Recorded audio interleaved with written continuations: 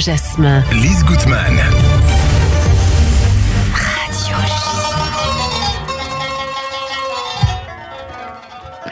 Maya Naoum, bonjour. Bonjour Lise. On l'aime cette musique. Oh là là. Alors, chère Maya, aujourd'hui nous recevons Paula Jacques pour son roman Mon oncle de Brooklyn, paru chez Flammarion. Paula Jacques, bonjour. Bonjour, merci de m'inviter, je suis très contente d'être là. Mais on est contente Nous de aussi. vous voir. Oui, Nous c'est aussi. toujours tellement joyeux. Oui. Voilà, c'est joyeux.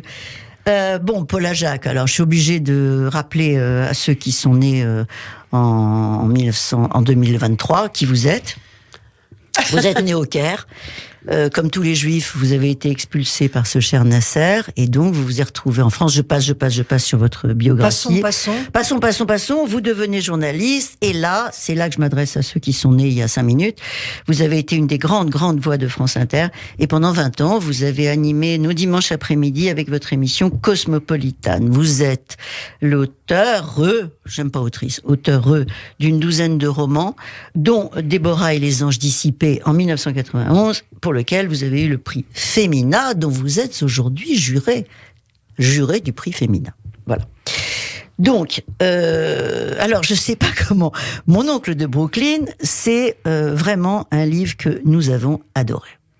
Alors, je sais pas comment le résumer, mais vous êtes une conteuse, donc vous êtes la taulière ici, parce que vous avez passé votre vie à faire de la radio. Est-ce que vous voulez que je le raconte en 5 minutes, 3 minutes, ou est-ce que vous voulez le raconter? Bon, je vais faire ça très vite. Très vite. D'abord, comment est né ce livre? Ça, c'est important.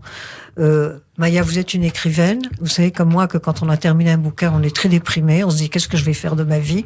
On cherche désespérément une idée. Et j'ai une très chère amie qui m'invite à aller la voir en Touraine, où elle a une maison, en me disant, j'ai des amis américains, et la dame, elle porte le même nom que ta mère, elle s'appelle Sasson, elle voudrait te rencontrer. Je dis, ouais, d'accord, je vais au moins passer un bon week-end avec ma copine. Et puis, ces gens-là sont charmants, c'est un couple de juifs, mais non pas égyptiens, mais syriens, et ils habitent New York. Et je dis à cette dame, vous savez, c'est très étrange, parce que le plus jeune frère de ma mère, qui s'appelait Maurice, qui était un playboy splendide, et il draguait sur sa Vespa, il était champion de basket, il émigre à Brooklyn, et il devient immédiatement ultra-orthodoxe. Et Du Caire à Brooklyn? oui. Enfin, je sais pas, il a dit oui, sans doute. Ouais. Et ce qui est étrange, c'est qu'il y a 800 familles juives égyptiennes qui deviennent, elles aussi, ultra-orthodoxes, et ils vivent en autarcie. Et elle me dit, ne m'en parlez pas, vous savez ce qui s'est passé là-bas? Et elle me raconte l'entrée, le prologue de mon livre, c'est-à-dire que j'ai imaginé, d'après cette histoire vraie, que mon oncle, il tient un petit commerce de fringues à Brooklyn, mais il habite en bas, au Shan Parkway. Et il est très religieux, il respecte tous les commandements, et il doit rentrer chez lui ce vendredi-là, et il ne peut pas faillir au Shabbat, qui est interdit de faire quoi que ce soit dès la venue du Shabbat. Donc il prend sa voiture, il part, et puis il y a un énorme embouteillage dans New York, à cause, une fois de plus, d'un noir qui a été massacré par des blancs. La ville est en ébullition, il est retardé de tous les côtés, il s'affole, et quand il arrive enfin chez lui, il rentre sa voiture dans le garage, il lui reste 1 minute 30 avant la tombée du Shabbat, il est content, il respire, sauf que sa chaudière se met à crépiter, alors il s'affole, il ouvre le boîtier, ça crépite, il y a des flammes, il regarde sa montre, 30 secondes, il peut plus rien faire. Il dit bon, ça attendra bien jusqu'à la fin du Shabbat, il rentre chez lui, il ouvre sa porte, il appelle sa femme, et la maison explose. Et dans l'histoire, moi dans mon livre, mon pauvre oncle, il n'a tué que sa femme. Mais dans le vrai fait divers, cet homme-là a tué 7 de ses enfants. Et quand elle m'a dit cette histoire, je dis ça y est. Et c'est comme ça que l'idée du livre est née. Et donc j'ai voulu le situer en 89, à une date où justement Brooklyn New York est en ébullition, parce qu'une fois de plus, un noir s'est fait assassiner. Une fois, il y a un maire noir aussi qui se présente pour la première fois à la mairie de New York, et la ville est complètement en émeute. Et ma journaliste, qui est là pour interviewer Toni Morrison, qui vient d'arriver, sa mère l'appelle en lui disant, tu laisses tout tomber et tu vas vite au chevet de ton oncle. Et c'est comme ça que commence l'histoire. Vous avez vu, j'ai rien à faire. J'ai rien à faire avec Paula. C'est juste génial. Vous voulez pas revenir toutes les semaines, parce que c'est génial. Non, alors, Paula, donc vous avez pitché, comme on dit, l'histoire. Donc cette journaliste, on va revenir. Donc vous avez vu que ce début est absolument explosif. au vrai C'est le cas de le dire, C'est oui. le cas de le dire. Tout explose. On commence par ça. C'est génial, tout explose. Et alors, qu'est-ce que c'est qui va rester comme miettes et comme cendres? Eh ben, les cendres, elles sont juste extraordinaires. Ça veut dire que cette Eva, qui a 32 ans, je crois, c'est une jeune journaliste. On reconnaît là plein de traits de Paula Jacques jeune. Moi, j'ai eu l'honneur et le bonheur de vous rencontrer quand on était très jeune. Donc, elle vous ressemble beaucoup. Elle est donc à la recherche. Enfin, elle doit interviewer Toni Morrison. Toni Morrison qui vient d'avoir quand même pour Beloved, elle vient d'avoir le Pulitzer, le Pulitzer. Non, c'est le Booker Prize. Je sais plus. Oui. Elle a déjà eu le Pulitzer. Oui. Et elle Vous vient êtes d'avoir sûr? le Booker Prize, qui est le livre, c'est l'équivalent du Goncourt chez nous. Bon, ok, je me suis trompée. Non, c'est le Pulitzer qu'elle a eu. Ah, peut-être, c'est peut-être moi qui me trompe. Je crois. On voit ça après. En tous les cas, elle a eu plusieurs En tous les cas, Voilà. elle aussi explose dans un autre sens, Toni Morrison. Et donc Eva vient interviewer Toni Morrison. Ce qui est un grand événement pour une très jeune journaliste, qui n'est pas une journaliste très connue. Elle travaille un peu par-ci, par-là, elle est pigiste. Oui. Et alors, ce qui est extraordinaire, et c'est là que je voudrais vous redonner la parole, c'est vos personnages. Alors, chez Paula Jacques, il y a toujours une mère qui est toujours ma préférée. Moi, je vous lis pour la mère. D'abord.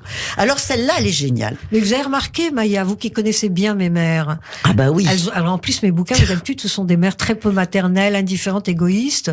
Là, pour changer, j'ai imaginé une mère extrêmement aimante, très possessive. Voilà. Alors, comme vous toutes les dites quand mères même de juives. votre mère qu'elle a un contrat de possession sur vous. Oui. C'est à vous. Vous êtes complètement, enfin, Eva, pardon, est Sa complètement à elle. propriété, quoi. Et alors, ce que me faisait remarquer notre cher ami commun Marco Koskas, il nous disait, non mais tu as vu cette phrase, et la phrase c'est quand même que la mère, elle est capable de dire à sa fille, bon, la mère est à Paris, donc elle a sa fille au téléphone tout le temps, toutes les 2 minutes elle a sa fille au téléphone, et elle lui dit quand même, au moment où sa fille lui fait comprendre qu'elle, je sais pas comment, peu importe la scène, elle lui dit quoi? Mais tu as fait l'amour sans en être obligé. Ça, je trouve que c'est une des phrases géniales c'est de la la phrase mère, d'une génération. De la mère, voilà, d'une génération. Bref. Oui. Donc il y a cette mère absolument incroyable qui évidemment s'inquiète beaucoup pour son frère. Pour son frère, il s'appelle Marco. Son frère qui a décidé de se suicider, qui veut se suicider après avoir tué entre parenthèses sa femme. Il veut se suicider. Alors toute l'histoire évidemment, ça va être ce ballet, parce que c'est un ballet, entre les orthodoxes, entre les blacks, parce qu'évidemment, elle se trouve un amoureux. Barry, c'est ça? Barry, elle se trouve un amant extraordinaire qui est un juif ashkénaze, qui n'a rien à voir avec les Égyptiens, qui est un juif ashkénaze, qui est un peu... Alors lui, il ne jure que par les Afro-Américains. Lui, son truc, c'est les Afro-Américains. C'est-à-dire qu'il est en train d'écrire un livre. Et il écrit un livre. Sur justement les convergences et divergences des Juifs et des Noirs aux États-Unis. Parce que les Juifs libéraux ont été un des premiers à soutenir les droits civiques. Ils ont défilé aux côtés. Il y a beaucoup de littérature autour de ça. Ah oui, beaucoup. Il y a énormément de littérature. littérature. Il y a énormément de littérature. Mais donc voilà. Donc c'est un balai entre ces 2 ou 3 mondes avec ma préférée qui est à Paris, avec ses injonctions, va voir ton monde, va faire ceci, mais oui, je vais mourir tellement tu es une mauvaise fille, etc. Enfin bon, on la connaît tellement, cette mère-là. Bon, et comme vous dites, celle-là, elle est affectueuse. Bon, alors ce ballet-là, qu'est-ce qui va se passer dans ce ballet-là, Paula?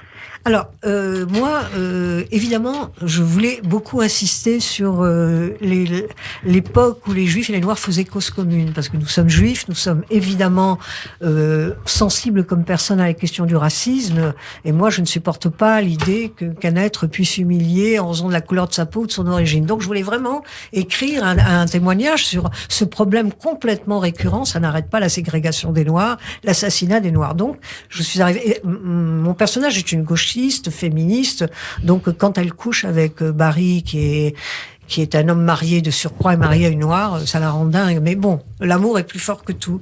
Donc et puis, ce que je voulais faire aussi, j'étais très intéressée de découvrir cette partie de ma famille, la branche américaine, qui en Égypte était des Juifs du Kippour, c'est-à-dire que même, vous savez que les Égyptiens s'autorisaient le jour de Kippour, ils s'autorisaient même le matin un petit café avant d'aller à la synagogue, le jour du jeûne.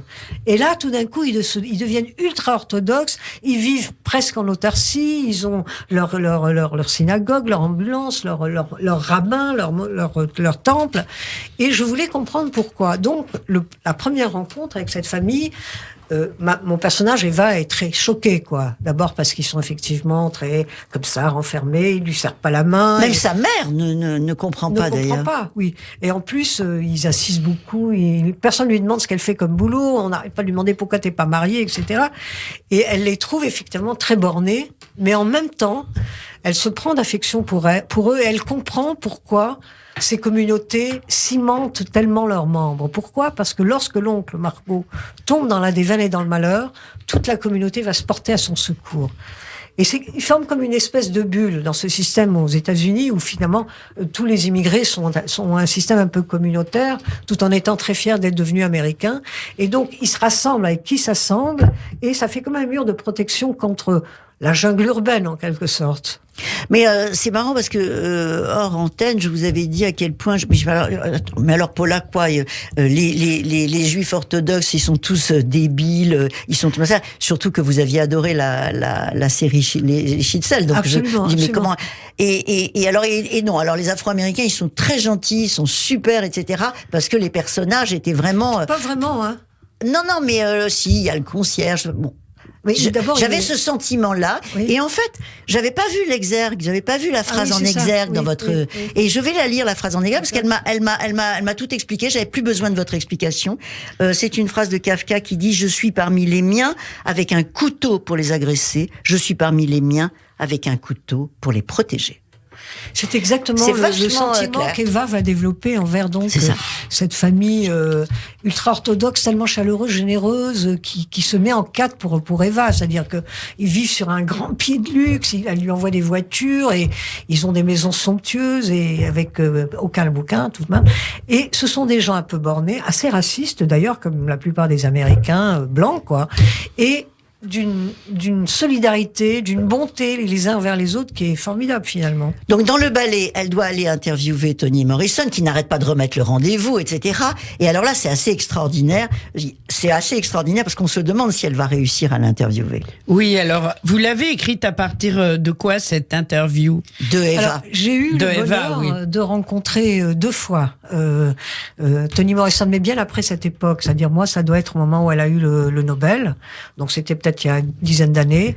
Quand elle était venue à Paris. Quand elle était venue à Paris. Et je suis aussi allée la voir à New York. Et je ne sais pas pourquoi, ça se passait très bien entre elle et moi. Elle m'avait aimée. Moi, je l'avais évidemment, j'étais pétrifiée d'admiration. Et quand elle venait à Paris, elle demandait à être interviewée par moi. Ce qui fait que j'avais de la matière. Mais, je l'avais interviewée, mais pas sur Beloved. Donc, j'ai un petit peu truqué. J'ai repris des choses qu'elle m'avait dites beaucoup plus tard. Et j'en ai inventé d'autres, que j'ai puisées peut-être dans ses déclarations ou que j'ai tout bonnement inventées. Et voilà, donc c'est en vrai. Donc c'est en vrai. De même que dans le livre, vous dites tous les Noirs africains sont adorables, mais il y a cette séquence avec Spike Lee, lorsque son amant Barry lui décroche une interview avec Spike Lee, elle a affaire à un type qui visiblement déteste les blancs, quoi. Ça se passe très mal. Elle arrive, il lui tourne le dos, il regarde ailleurs, il regarde le plafond, il soupire chaque fois qu'elle pose une question. Et c'est ce qui m'est arrivé en tant que journaliste. Hein. C'est exactement ce qui s'est passé entre lui et moi.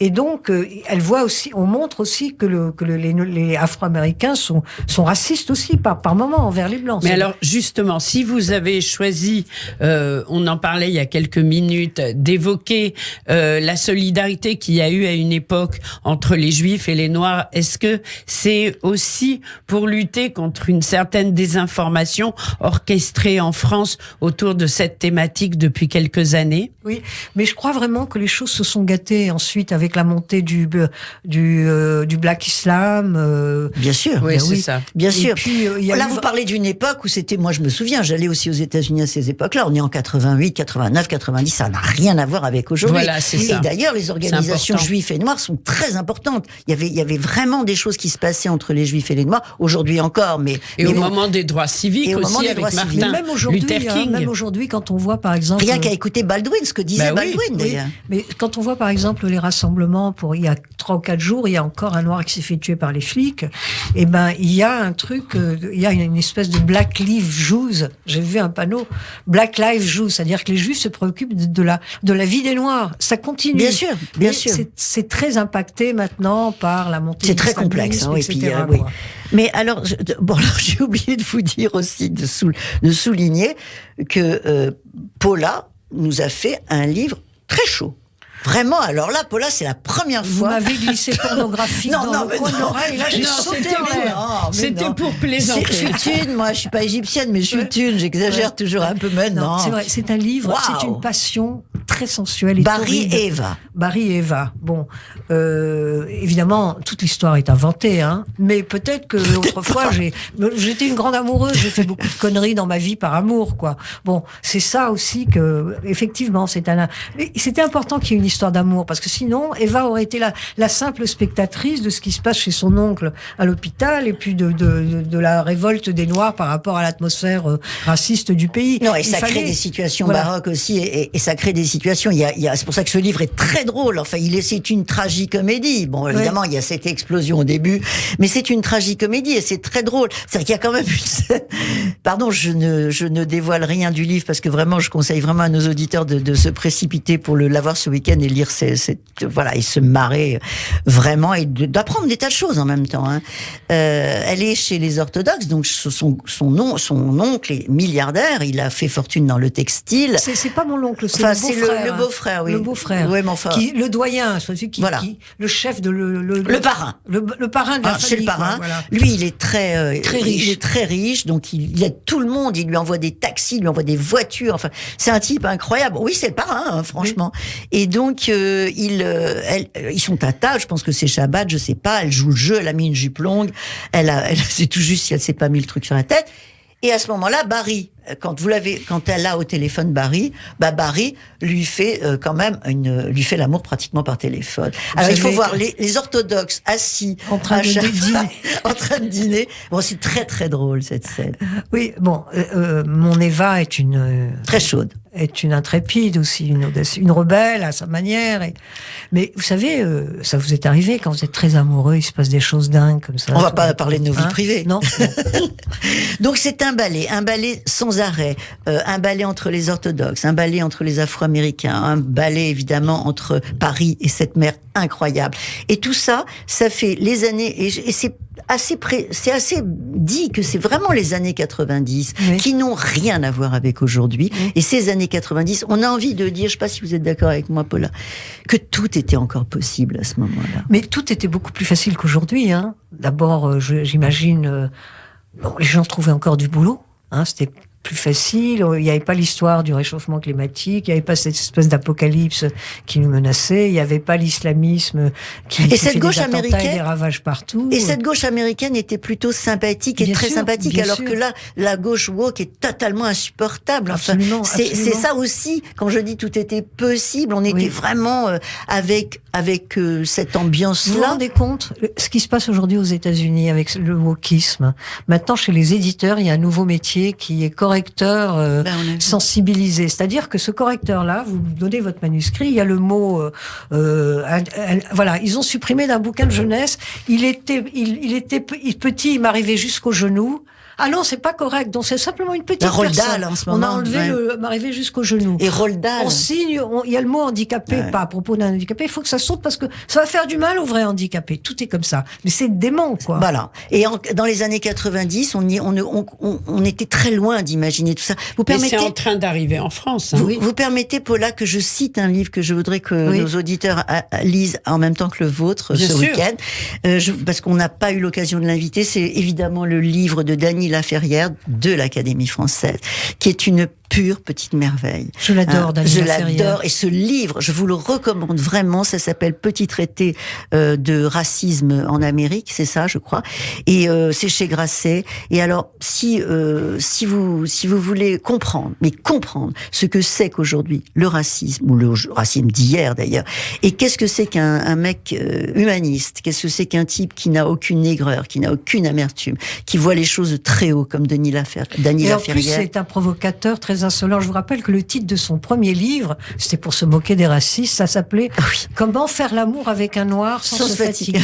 Je sais pas si c'était avec un noir ou un nègre. Un nègre, je crois, carrément. Sans se fatiguer. Non, parce qu'on parlait du wokisme. Là, si vous voulez vraiment comprendre comment on peut être loin du wokisme et comment on peut être loin de soi-disant anti-racisme, je sais pas quoi, il faut lire ce petit traité de Dany Laferrière. Ce sont parfois des petits haïkus haricots, parfois il y a des histoires. Il parle évidemment de Toni Morrison, il parle évidemment de Maya Angelou, dont votre héroïne d'ailleurs, que votre héroïne ne rencontre ou pas, je me souviens plus. Elle devait la rencontrer. Elle la rencontre au bistrot et puis elle doit l'interviewer. Enfin, il y a tout le monde, quoi. Mais elle lit ses bouquins, quoi. Oui. Voilà. Et voilà. Donc, oui, c'est. Non, mais Dany Laferrière, je trouve qu'il allait avec le vôtre. Oui, très bien, absolument. D'ailleurs, nous allons nous rencontrer autour d'un débat. Quoi, dites-nous. Quand c'est au Salon du Livre. D'accord. Au Salon du Livre de Paris. Et ben voilà, donc vous êtes tous invités, nos auditeurs sont invités au Salon du Livre prochain pour écouter la date, Paul Hajac, Dany Laferrière. Je crois que c'est le 21 avril, le Salon du Livre, il me semble. D'accord. On peut regarder. On en reparlera, on va vérifier. Et avec Maya, on le précisera dans la prochaine émission. Alors, merci beaucoup de votre accueil à toutes les deux. Non, mais merci pour votre livre. Oui. Enfin, on s'est bien amusé en parlant. Puis c'est bien. Puis nos auditeurs l'ont pas encore lu. On aura des réactions. Alors, mon oncle de Brooklyn, Paul Hajac, et c'est paru chez Flammarion. Paula, quand vous le souhaitez sur Radio J, à très vite. Bien sûr. Merci. Au revoir, Lise. Au revoir. Ça, c'est uniquement sur Radio J. Radio J.